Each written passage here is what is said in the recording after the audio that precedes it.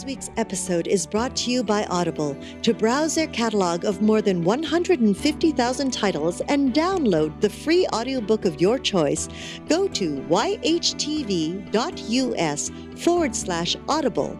Sign up or log in with your Amazon account and start enjoying your new book today. Hello and welcome to YHTV's Trinity of Life.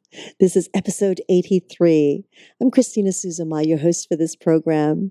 Thank you so much for joining me as I continue to explore the wonderful world of healing arts, meditation, therapies, and the many modalities of helping each of us find balance in our individual journeys. We're always excited to meet those who are on the leading edge of creating change on this planet. And of course, as you all know me, to be that forever student and to continue to learn these essences that are could be minute, but ever life-changing. Now, at any time during this show, of course, as you know, you can feel free to ask a question or make a comment simply by scrolling down on your screen and typing it into the comment box. Of course, be sure to click submit and we'll get your comments or questions right to our guest and get back to you. Or if you're listening to this as a podcast, please pick up the phone, give us a call at 818-LETS-TALK. 818-LETS-TALK. Be sure to leave your contact information so that we can answer whatever it is that you might have a question about. Now, today's show is Coaching Excellence. Now, what is that, you might ask? Our special guest is Patrick Howell. Now, Patrick Howell is a positive psychology performance coach. He is also a master practitioner of NLP and a founder of Team Development Group and DiscAffiliate.com. Now, he insists that he is the most fortunate person alive, and I thought I was, but okay, we'll both compete on that level. And a lover of nature, he's a TV host, and of course, he is also a father of two, he calls high-spirited boys, and I wonder where they get that high spirit from. As you get to know Patrick, I think you'll see why. I would like to welcome to our show, Patrick Howell. Hello, Patrick. Hey, Christina. How are you out there? Great. I mean, high-spirited boys. I don't know how your wife can deal with three of you. You know, as I was mentioning that I'm a high spirit, I have high-spirited boys. To be quite honest, the first thing that came to mind is, geez, these kids have a lot of energy. Yeah, absolutely. And then I said, well, how do I say that? How do I think about that differently? And they're high-spirited. They're full of life, which is what we want. Oh, absolutely. And the more mischievous, the better. That's what the Chinese say. Do they really? Okay. Yeah, because they're creative. Then I'm onto something over here. There you go. Thanks for joining us, Patrick. And I just want to tell our audience also, Patrick also has done a show with Dr. Glenn Woolman and I on Magical Medical Tour, as well as he is going to be with us as a special guest on empowerment through positive psychology, how to survive parenting. I wonder why he is expert at that, and hopefully several other shows that we have coming up as well. And also with the possibility of actually hosting some with me and as well, like Dr. Glenn Woolman and I. So he's here to party for the long haul if we don't scare him away first. So Patrick, now, coaching excellence. Before we really get into that, can you give us your story, your history, and first your life history, and then how you became an expert in this area? Yeah, of course I can. First of all, let me just thank you for having me on and for including me in possibly helping out in the future in co-hosting or hosting some of these empowerment through positive psychology programs. It really is exciting, and I do appreciate it. My life story, okay. My life story. Well, I currently live in New Jersey, and I have two young boys. I have a 9-year-old and a 4-year-old. I have lived in New Jersey pretty much my whole life, and I really love it here. Enjoy my time in New Jersey. We have a great state. We have a lot of great people. I My story really is I have a brother and a sister, and my mother, and I actually have three other half brothers, and I'm very close with my family. My mom and I are still extremely close. My father lives down in Florida, and we're close as well. So my life story is just that I was brought up and raised in New Jersey, and have a lot of close family ties here, and a lot of family here, and enjoy living in this part of the country. I know that's a cheap answer. It's not too deep, but if you ask me more, I'll get more out of it. Now, when you were growing up, did you ever expect your life to come into the area that you are now teaching and such an expert in? Um, Maybe not early on. Actually, I my original vision would have been to be a rock star, right? Or be in music or what have you. But I would say certainly over the last, say, 15 to 20 years, yes, it was by design that I'm doing what I do now. Really by design. When I was younger, a real young man, I think I floated around a lot up until I was I probably a very typical man, somewhat immature until I was at least 30, and floated around a little bit. I worked hard and always worked hard, but not until I was around 30-ish, I'd say, that I started getting some real direction. Mm, mm. So what happened when you were 30? Ooh. What was the turning point for you? Okay. Good one. The turning point actually happened during a difficult period in my life. It was a difficult, challenging period, and it had to do with a relationship. But really, the relationship was just the symptom of the difficulty I was having in life in general. And the turning point really happened for me in some sense. I mean, first I want to say that the initial spark for the turning point happened immediately. It was right there. The actual turning point, the actual turning the corner and making things happen, has been a progression over many years.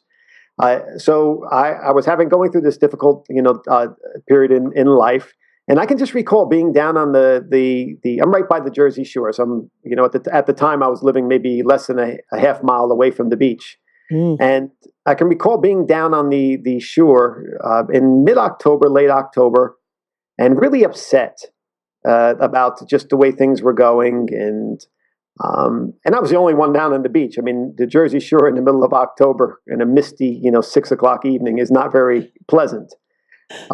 So I recall being down there I recall very vividly that I realized in almost an instant why I was down on the beach. And the reason I was down on the beach is because I was hoping that someone would mysteriously and magically show up and lift me up and help me become a better person. And when I thought that, it was very instantaneous. I had this thought, okay, this is really why you're down here, Patrick, to get some help from someone.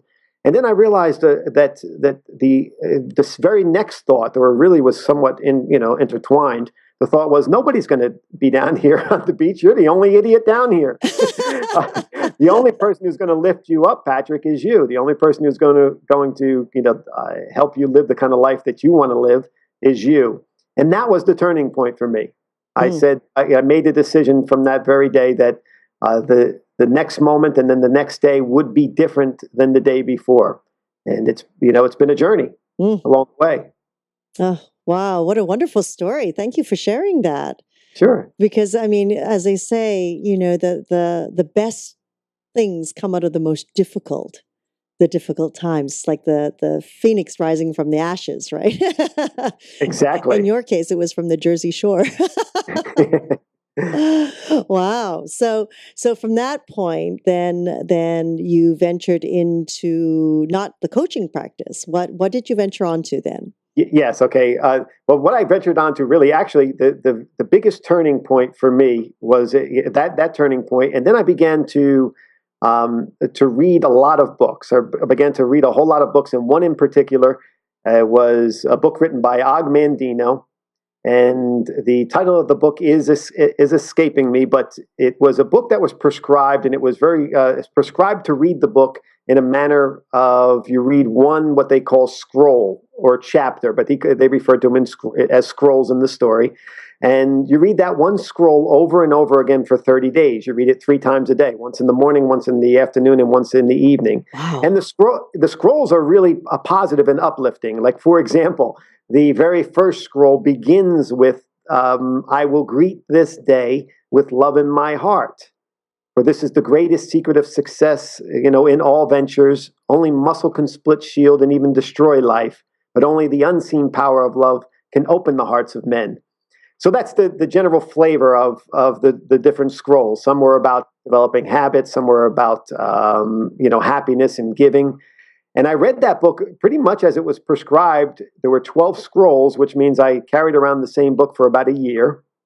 And what I started to notice in myself was that I started to shift who I was being in the world and start seeing different results. And at the time, I had no idea that there was actually science behind that what I was doing was really creating new neural pathways and new ways of viewing myself in the world. I just noticed that there were results happening. And the results started to happen rather quickly for me. I joined a local Toastmasters group, became the president of the Toastmasters Club, wound up picking up a whole bunch of coaching clients, and then was recruited into the Dale Carnegie Training Organization, which is really one of the premier global training companies around the world. And I spent a great deal of time as a success trainer for that organization.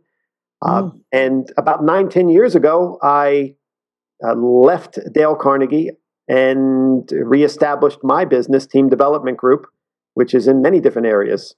So it's definitely been a progression. It's been an exciting progression. A whole lot of good stuff happening. Oh my goodness! And so in the meantime, just through all this, you continue to go into the different courses and education. When did you begin to combine positive psychology? Yes, officially a few years ago, probably about 3 or 4 years ago. Unofficially, probably from the very beginning of my practice. So positive psychology is a science, and its roots, official roots, the term positive psychology, begin with Dr. Martin Seligman, who's now, I believe, runs the Masters of Applied Positive Psychology program at the University of Pennsylvania. Now, in 1998, he coined the term a positive psychology, which is really looking at how human beings really flourish and thrive. Now, he started that or coined that in 1998, but there are a lot of forerunners or grandfathers or grandmothers to the positive psychology movement, even though they might not have called it positive psychology, Dale Carnegie being one of them. Right, and he wrote the book How to Win Friends and Influence People in 1936, all around living, a life of gratitude and goodness. And there's been, obviously many others throughout the way. So officially a few years ago, but unofficially, probably since I started 17 years ago down this path. You're already implementing pieces of it without actually having the term positive psychology. Exactly, without actually having all the scientific evidence, which I'm a researcher wannabe. I love research, and I love to get my nose into the scientific data that explains why things work, and in particular, the scientific data that explains how human beings can live an optimal existence, and that comes from positive psychology. How wonderful, optimal. That word optimal, that's very vibrant. I love it. You'll find out I love a lot of these words. I love words and language that is vibrant because, number one, I think it does a lot for other people. Yes. Number two, even more selfishly, it does a lot for me. Right? Using language like optimal and massive growth and extraordinary performance is uplifting and it's empowering. From a human being standpoint, and then we also know that when we speak to other folks with powerful language, they become engaged. Really interesting. Not as a sort of as an aside, but it really touches on the positive psychology. There was research done out of the American Academy of Sciences, and what they discovered is how we actually talk to other people using really dynamic language, really an enthusiastic approach, we create something that's known as neural coupling, meaning that the audience, be it one person or a group of people, when they hear us speaking that way, or hear me speaking that way, or anyone else taking on this engaged, dynamic tone, that their brain starts to couple with ours, and they become in sync with our message. That's why a lot of times, right, if you've ever gone to hear a good speaker, and sometimes you do not remember the content, but you remember, wow, right? You're just so entranced by the person, and a lot of that is because they're creating that phenomenon of neural coupling just by using their body language and their language in general. Mm.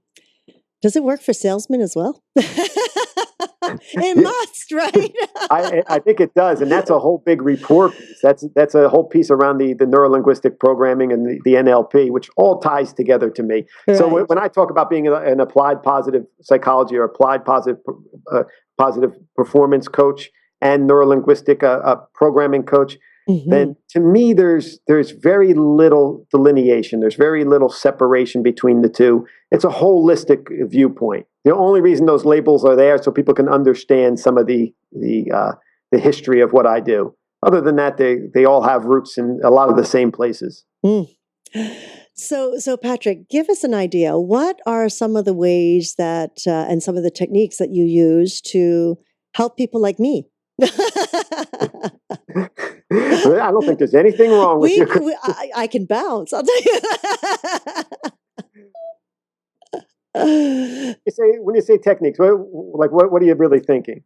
Like what ways and how do you teach and support individuals?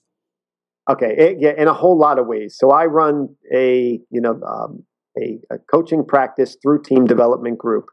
And Team Development Group has really two major divisions. We work with organizations dealing with strength-based organizational development.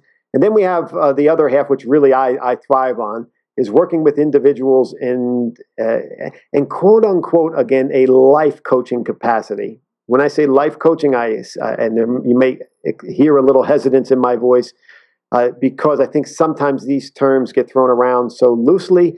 And to me, coaching is coaching, whether it be life coaching, management coaching, executive coaching, people looking to achieve different results and asking for someone to help them get there. That person becomes a coach. So I work with people in a somewhat a systematic format. I have quite a few programs where I work individually. I have some programs that I work with people in small groups and help them design a future for themselves.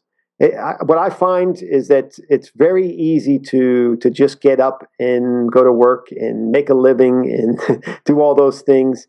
Very few people, probably very few people, I should say, really spend a lot of time designing where they want to go in the future. And I help people to design it and use the scientific interventions to help along with that as well.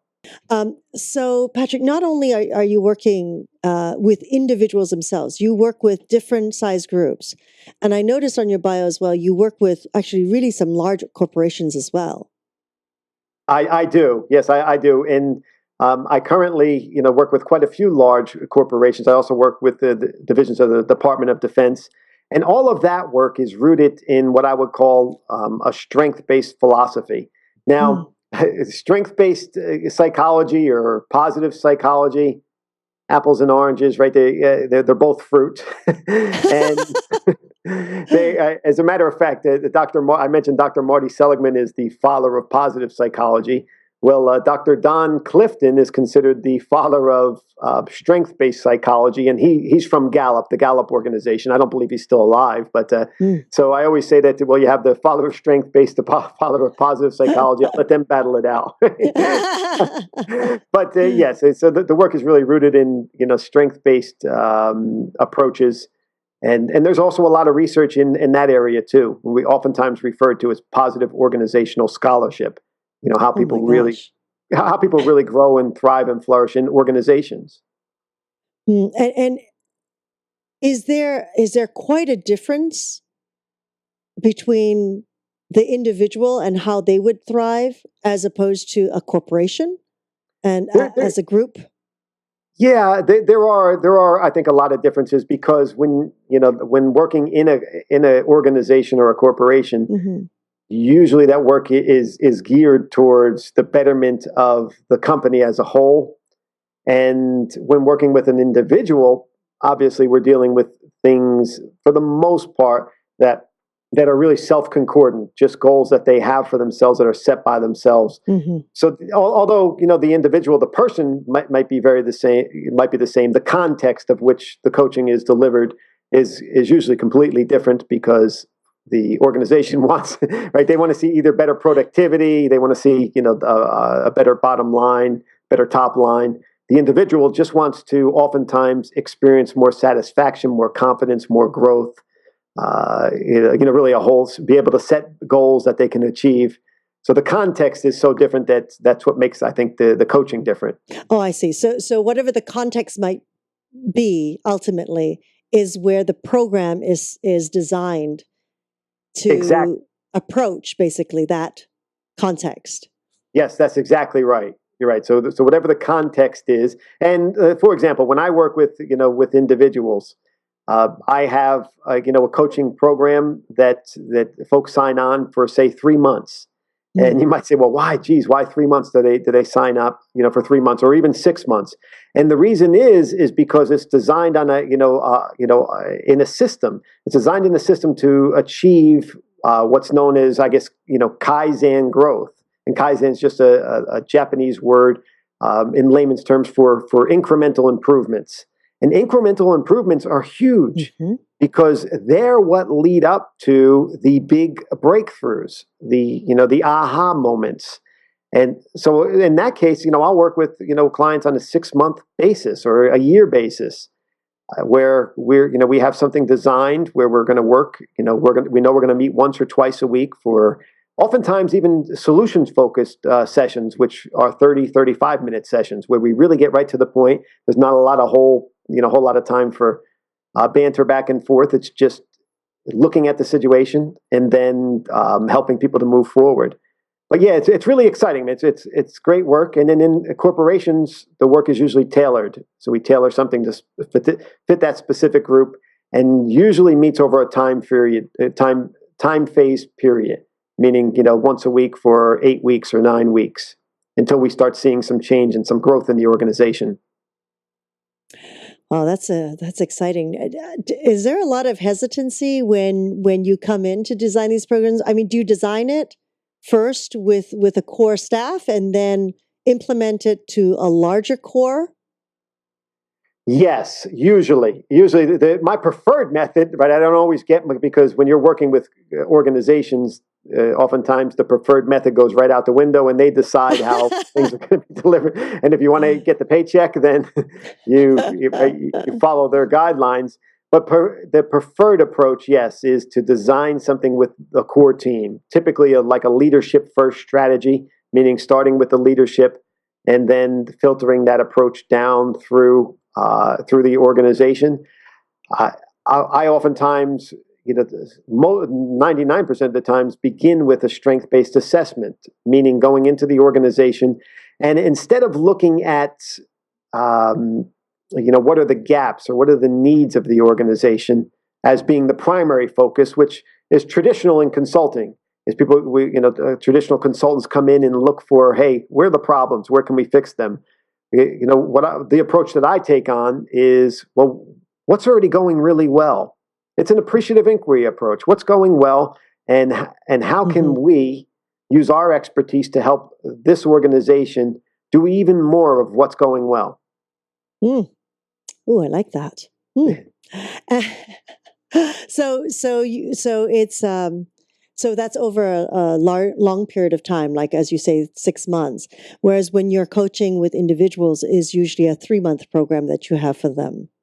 No, actually, the in-house organizational work is usually the lesser amount. So, like for example, I'm doing work now in an organization. It's an 8-week process. So I'm with them for 8 weeks, and then there's some follow up, some 3 to 6 month follow up. but it's really just touch points, making touching in and making sure that that people are are accountable to what they committed to, and working towards the goal and answering questions. When I'm working with individuals, I usually usually ask for a larger commitment of time, because that expectation of, okay, I'm in this, I'm in this for 3 or 6 months or a year, from an individual person coming to coaching, that alone, right? If I sign up for a coaching program or coaching sessions and I know that I'm committed for 6 months, then already I start to open up new doors, because the level of commitment is there. My level of expectations of myself is there. So yes, when working with individuals, it's typically a longer time frame, a longer window. So I'm curious. I'm curious, as I'm sure that you must have seen magnificent shifts in individuals and companies, or else you wouldn't continue doing what you're doing and continue your research. But can you share with us some examples of these shifts that you have experienced? Of course I can. Yeah, that's probably, you're right. That's the most exciting part of the job.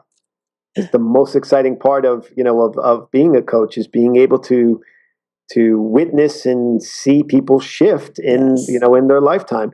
I've really been fortunate and really been blessed, and have been able to leverage technology, and currently have clients literally all around the world in different continents. One example that I'll give you is just a recent one, and a fella, Nick, who I was working with, and he's in Finland. That's where he was born and raised, in Finland. And we worked together maybe 3 months, I think 3 or 4 months. And I just maybe a week or two ago got an email from him, saying that the work had just shifted, had impacted his life overall. But more importantly, he said why.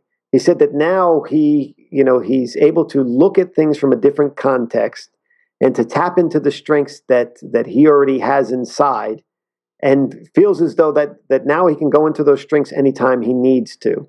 So that's huge, right? To me, that's a big thing. Here's somebody who, when they first came, was looking at life, okay, nothing was great, and they didn't have many strengths, they didn't have much going for themselves. Now to be able to say, wow, I'm a powerful human being in this world. I'm a radiant human being with a lot to offer, with a lot to give, and I know how to get to that place on my own, is a big success. A huge success for him, and for me, it's just hugely gratifying. And I'm fortunate. I get to see a lot of that. Oh, that's wonderful. That is very exciting. That it's lovely to see how people continue on their journey and be able to live their life to the fullest. Really, it is. Oh, magnificent. And Christine, I have to say, for me, the journey continues. I see the growth and development in myself, and I would say that anybody, when we talk about coaching excellence, one of the tenets that I would submit is very important, if you're a coach out there watching this, of how to achieve coaching excellence, is to experience the growth yourself, and not to be ashamed of it, right? Not to be ashamed of, okay, well, I'm the coach, and hey, by the way, Klein, I learned just as much from you as you learned from me. To be proud of that, because then we're able to carry that over and carry that into the next relationship, into the next scenario, and to really have better insight when we're looking to help other people grow and succeed in the things that they want to achieve. So that's really important, is that we experience it ourselves, and I personally experience it every single day. That's lovely. That's really lovely to hear. And I do believe society's take on coaches and coaching versus client, practitioner, that has so changed in the past 2 decades. Before, if you were a coach, you'd never admit certain things, like, oh, I'm going through this too. Whereas in today's world, people actually want to know that you are human, that you go through this too, or you have been there, you have done that, or you are experiencing at the same timeline, maybe at a different level, but the alignment is still the same. Yes, yeah, and that's huge. I mean, and you're right. I think many years ago that folks would never say. That people just don't want to, they want to put up that mask many years ago that, okay, I have it all together, and I'm I'm not human, I'm this super person. And a coach is not a superhuman being. A coach is a human being with hopefully with a different skill set or a different expertise than the client, and then they come together and they build a sense of rapport. And then the coach uses their expertise, not their perfectness, right? Not there is no perfectness. They use their expertise in a certain area to help that client achieve the things that they want to achieve. But I mean, I always think of it this way, and I've used a coach, and I use a coach, that I want the person who's real, right? I want, because I know that not everybody's perfect. I know not everything's going well in everybody's life. I don't want to hear all the details of all the bad things, but I do want that sense that myself, that the person I'm working with, my coach, is a real person. And I know other people, want that. They want that authenticity, that feeling of, okay, this guy has an expertise, but he's also, human being. Yeah, right. Oh yes, it seems to be very important to most people these days. It's like they want to know that they themselves are human, and the person that is helping them and keeping them accountable. Really, I always look at a coach as someone who's keeping me accountable for my next step and my next step. A good mentor, as such, is someone who's been there, done that, or, as I say, is going through the same thing. Yeah, I would agree. I would agree with that. It's somebody to help keep you accountable.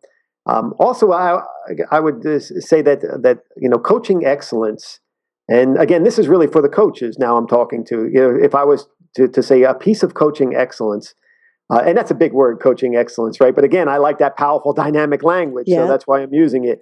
A piece of coaching excellence is really having this true sense that the person that you're coaching already has these wonderful, radiant gifts within them, that they're already there, that the coach just needs to help clear some of the clutter, to wipe off some of the mud from the window, right? Create some clarity for that person so that they can see that they already have them, and then they can tap into their own strengths, their own goodness, their own success, without the coach around. I often say to folks going into coaching, one of the ultimate aims in coaching is to have your clients leave you.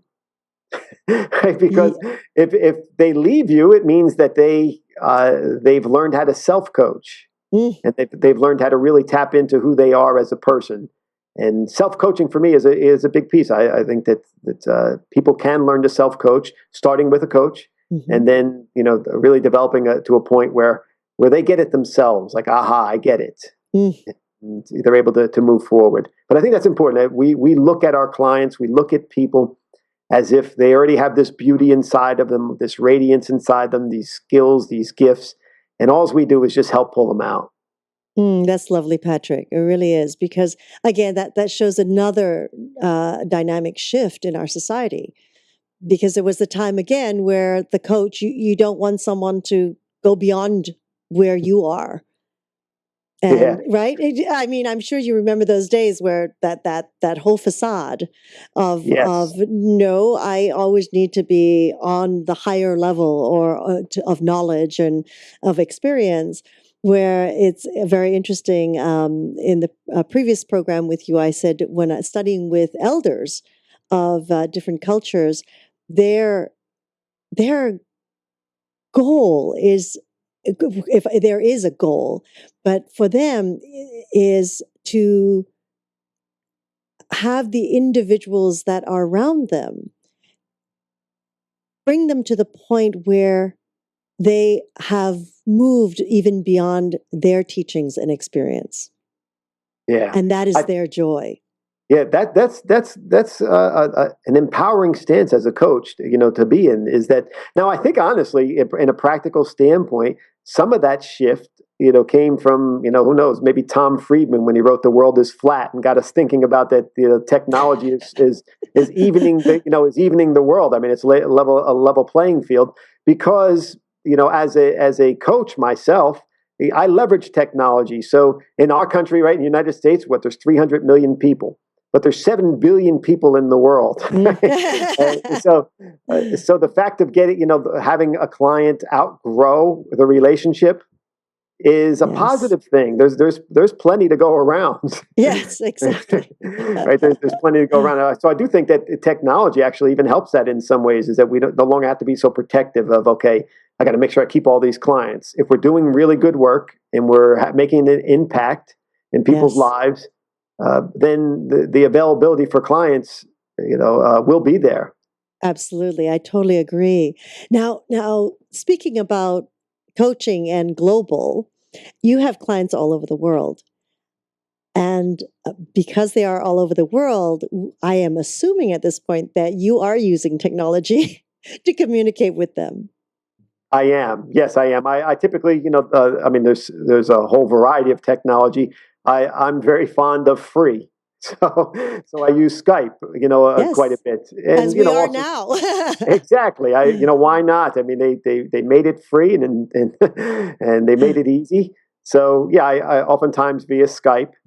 And there's other technologies too. Any meeting is one thing that I use, but again, I mean, when Skype works, and a lot of Europeans and folks in other countries are even more used to using Skype technology, I think, than a lot of folks in this country, Yes. and probably because they travel a lot, right? The borders are closer together, so they're in one country to the next. They're hopping around, so they keep in touch with their loved ones with free Skype. Yes, exactly. Yeah. So I do use Skype a lot. I use this kind of technology where we're able to sort of interface face to face, and get to know and get to really understand each other a little bit. That's wonderful. That's wonderful. Now, could you tell us a little bit about your individual coaching program, Patrick? Yeah, I sure can. Hmm. I can well, actually have quite a few. I mean, I have a coaching program and I'll start with one, but I do have a coaching program that's for coaches, where I deal with coaches and Mm. help them to develop their coaching practice, to how to build a thriving coaching business. So not just from the standpoint of, okay, here are the process steps that you need to do, although they are important, and incorporating other things into their lives to get their name out there. That's all important. Like locally here, I host a local television show. Started I'm a wannabe. I say a wannabe blogger. Started a new blog. Like all these things to get the name out there. But even more importantly than that, how to really engage with clients Hmm. from the initial setup, meaning the assessment piece, if you use assessments. And that's why under my name it has discaffiliate.com, because that's one of the assessments I use. And that's a product-based site and those are personality assessments or behavioral assessments. So really how to engage already from the very beginning, with assessments, and then how to engage and develop a rapport with their clients, so much so that the client automatically feels like they've created a safe place. Mm. And when we're in a safe place, right, when we feel safe as human beings, that's when we grow. So my coaching program for coaches is really all around, yes, the process end of things, but then also the engagement piece, how to develop this rapport, how to use NLP and positive psychology to make people feel comfortable, feel at home, so that they become a client, and that they tell other people that, wow, hey, I met this person, this coach, and I think you should talk to them. Mm. And coaching is really a lot like that. It's a lot of referral based business, because people want to know, hey, how does it work? So that's one program. The other program I work with individuals is really designed around helping and working with a client understand their strengths, really getting, not just understand them, but then use those strengths each and every day, consciously, to recognize that they have a strength in something, or as the Gallup organization would call it in their work, the Strength Finders work, which, Mm. by the way, is excellent work. And you can buy a Strength Finders book, nothing to do with me, but they're $14 probably on Amazon. And you take a strength assessment in the back. And it really helps people to identify what their strengths are. And then really, I work with them to identify ways to apply those strengths consciously each and every day, because Mm. really an unapplied strength may not be a strength. It may just be a talent or a propensity for a strength. when we start to put it to use, that's when it becomes a true strength. So that's one step in the process. The other steps include designing a vision together, designing a goal, and a series of goals, and then using many processes for goal setting. So there's a lot of research around how to set goals that not are self-concordant but are attainable. And one of the processes I use, although it sounds kind of funny, it's called it's a self-interrogative form of goal setting. Right? I mean, it sounds pretty intense, right? It sounds pretty intense, and all it really is it's a process of setting goals and then looking at our goals and asking ourselves the question: will I really do this? Right? Putting it in the context of, based off of everything I have going on right now, based off of the future things I see happening, will I really do all the steps necessary to reach this goal? But it's That's great. it's a wonderful way to, and there's a ton of research around this, but it's in practice, really, which is more important. It's a wonderful way to gain clarity around goals. Like, for example, I mean, New Year's Eve resolutions, right? Someone sets a New Year's Eve resolution to lose 30 pounds in the first 4 months of the year. Well, What a wonderful goal.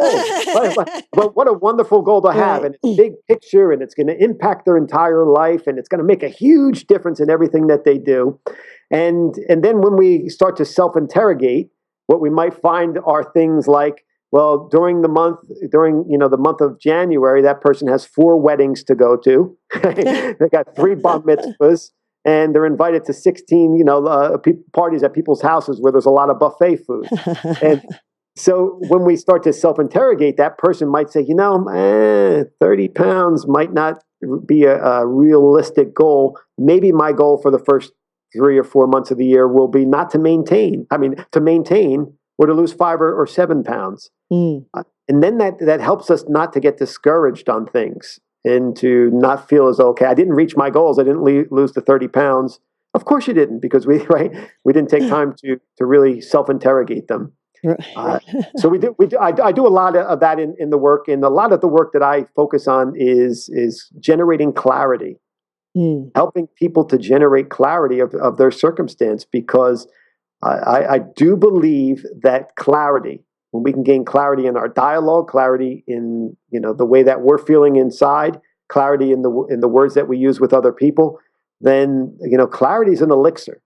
It really is. Clarity for ourselves is an elixir. It really helps to. It's a tonic. I mean, it really does help to make things different in our world. Mm-hmm. So between the word clarity and, as we were saying in a previous show, the word authenticity, they're almost hand in hand, aren't they? At a certain point.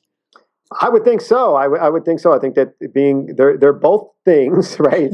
that we have to constantly work towards. And they're also, again, both words or both concepts or ways of being, actually, that get to the root of who we are as people. And so in that sense, I think that they are very closely related. When we have clarity about ourselves, then we're more authentic.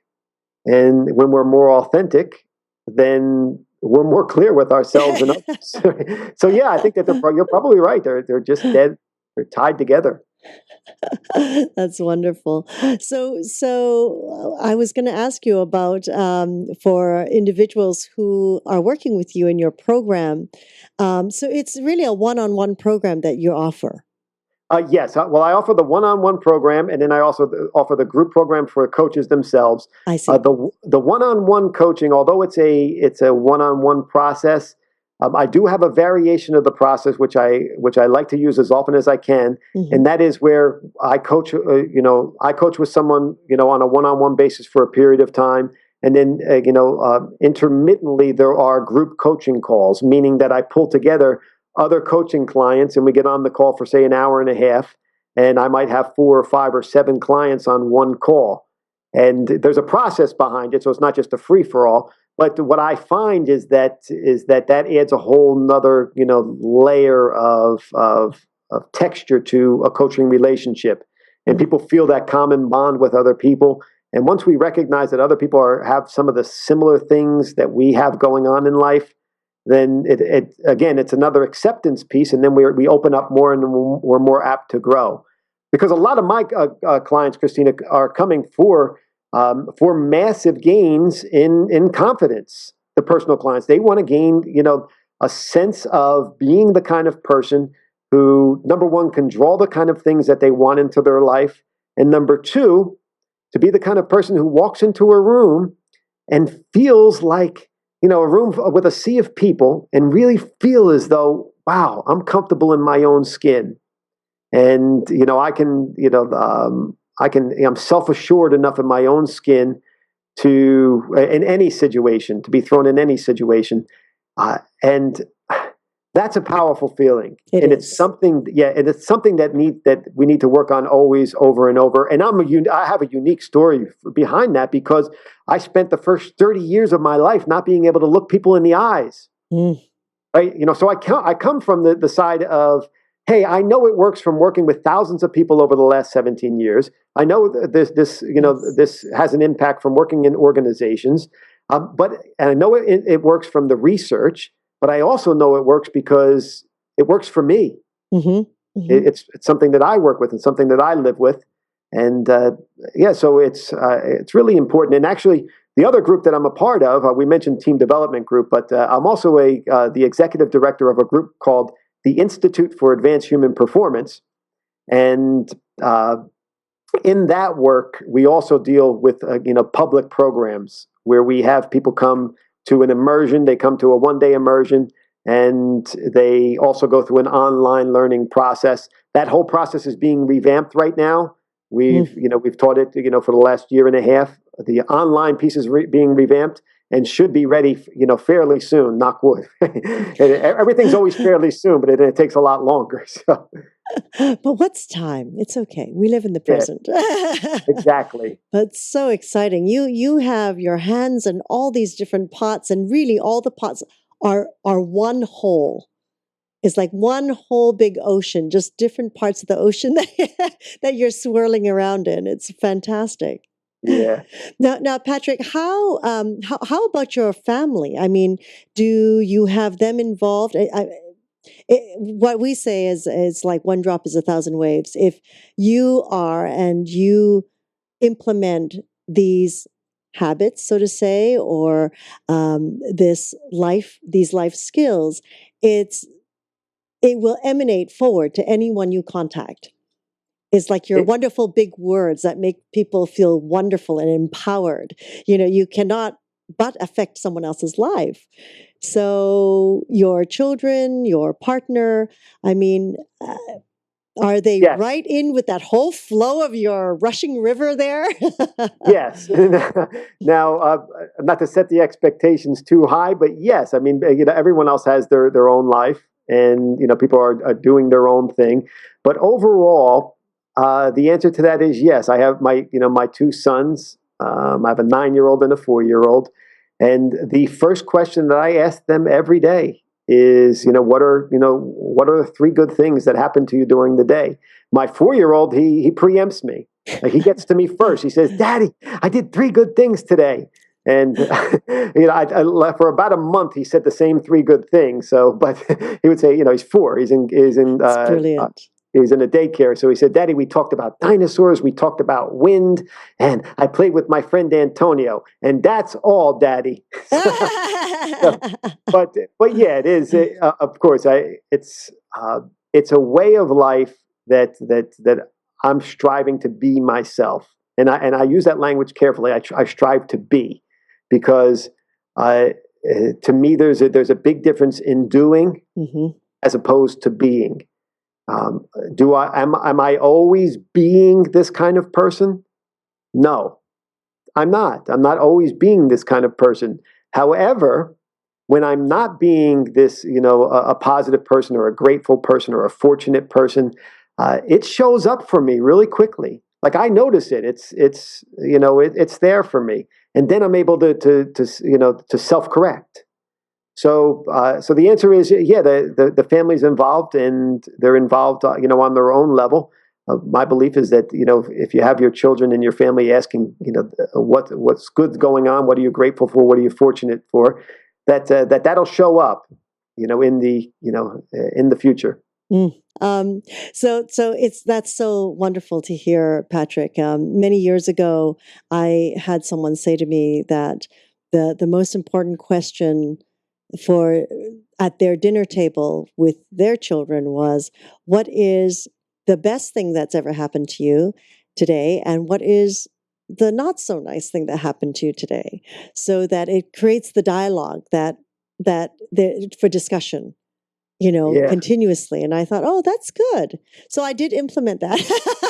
I think it's great. I do. I personally think it's great. We have a mantra that in my house and with my boys that I actually borrowed from the writing of Dr. Martin Luther King. Mm. And both of my sons know it, even the 4-year old, and we talk about it in the evening.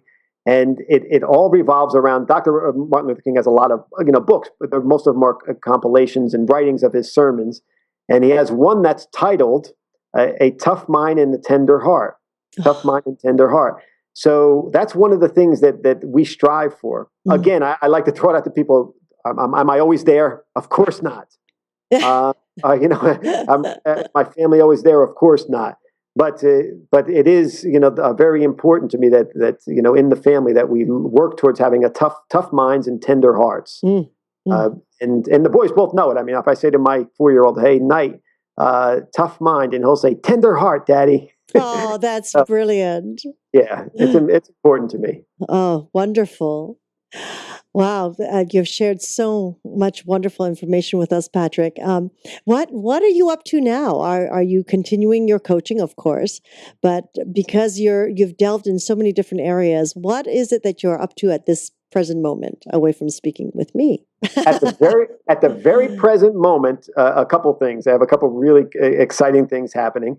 A colleague of mine and now a friend, a very good friend, Kim Rowe, and I are just completed writing an info line for the American Society of Training and Development. Mm. And an info line is really their monthly publication. They're 16 to 18 pages, and they're purchased primarily by organizations.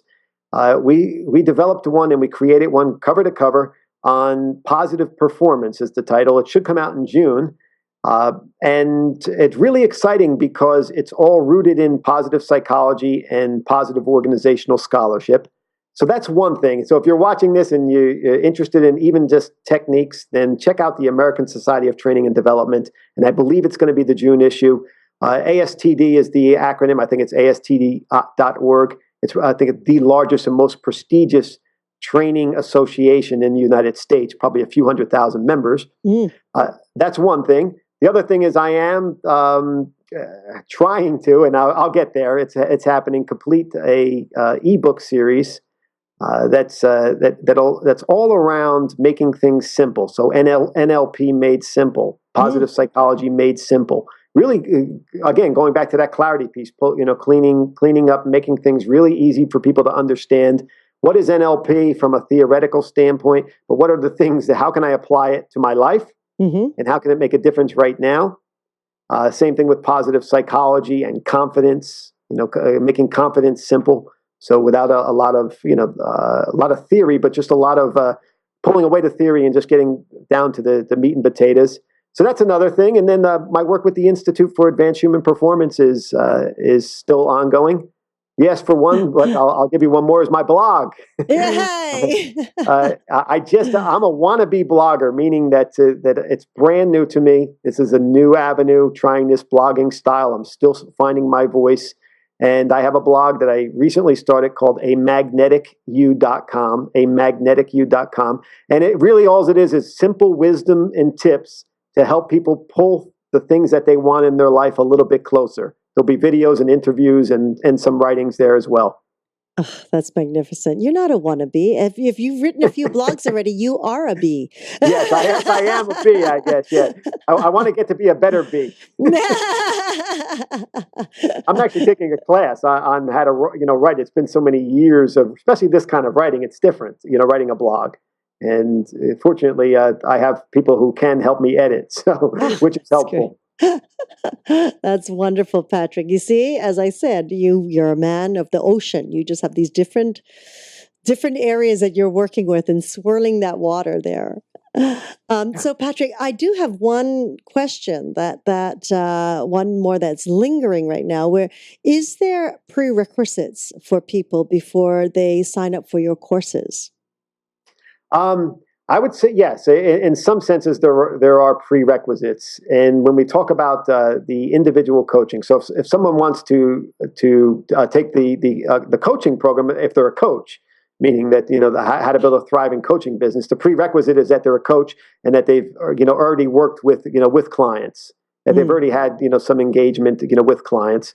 If you're an individual who's looking to take on a coach, myself, and I also have folks who work with me, then the prerequisite always is that they sign on for at least a minimum of 3 months, again, so that there's a commitment there on both ends, and that they approach things, as Dr. Carol Dweck would say, with a growth mindset, that they're coming in expecting to grow, expecting things to be different, because that expectation piece is huge, right? And not just expectation, Christina, from the standpoint of I expect everything to be wonderful. No, I expect the challenges, I expect the good stuff, I expect to have growth. And when we have that standpoint of expectation, realistic expectation, and clients commit to that, then we're able to make some really dynamic progress together and make some massive shifts. Yes, that commitment. It's sometimes we can commit and then we kind of sway a little bit because it gets a little, bumpy. Yes. And then to continue that commitment is critical to shift, to change. And that commitment itself, right, is a big piece, isn't it? I mean, we make the commitment. That's the start of growth. That's the first step. Yeah. Right. The first step of coming into contact to say, I want to do this. So yes, absolutely. Okay, I'll be at your doorstep. So, okay. Thank you so much, Patrick. Now, is there anything else that you would like to add? Just thank you. And I'm fortunate. I'm fortunate to get the time to carve out and have this conversation with you. And really, I'm fortunate and I'm grateful to you for listening to this and any watchers watching this. And I'm always open to having dialogue. Feel free to reach me. If you go through a Magnetic U, it's the easiest way, or Disc Affiliate, you can reach me as well. But reach me in questions. I love dialogue. I love conversation. I love collaboration and sharing ideas. Fantastic. Well, as I say, we'll be right there. We are right here. Thank you so much, Patrick, for your time. And we are honored with your expertise. And we look forward to having you as well on the other shows. So more to come from Patrick Howell. And of course, we would like to thank Segovia Smith and the Yoga Hub team for making all this possible. And to each and every one of you for joining us in this new platform of education and information. We're always grateful for your continuous support. And we look forward to hearing your feedback on how we can serve you better. Now, if you'd like to contact and be in touch with Patrick for his coaching program or any of the wonderful things that he does, you can reach him at discaffiliate.com, discaffiliate.com. Or if you check out his new blog, magneticu.com. magneticu.com. Now, as you very well know, these URLs are living on our site so that you can just click right onto them and get transported there immediately. And also, if you would like to share your questions or comments, you can do so in the comment box on the screen, or you can just give us a call at 818-LETS-TALK. 818-LETS-TALK. Be sure to leave us your contact information so that we can get right back to you. Everything is kept confidential. And if it is a question for Patrick Howell, we will definitely forward it to him and send you that information right when we receive it back. So thank you so much again for joining us and have a wonderful, wonderful day. Thank you and namaste.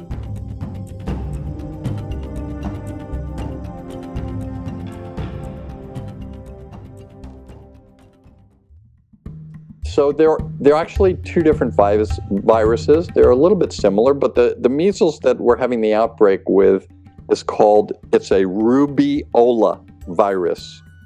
And the German measles is a rubella virus. And you've heard the word rubella. Most parents have heard that word when they have to hear about vaccinations for their kids, where they have that vaccination, the MMR vaccinations, which is measles, mumps, and rubella. So they call them the measles that they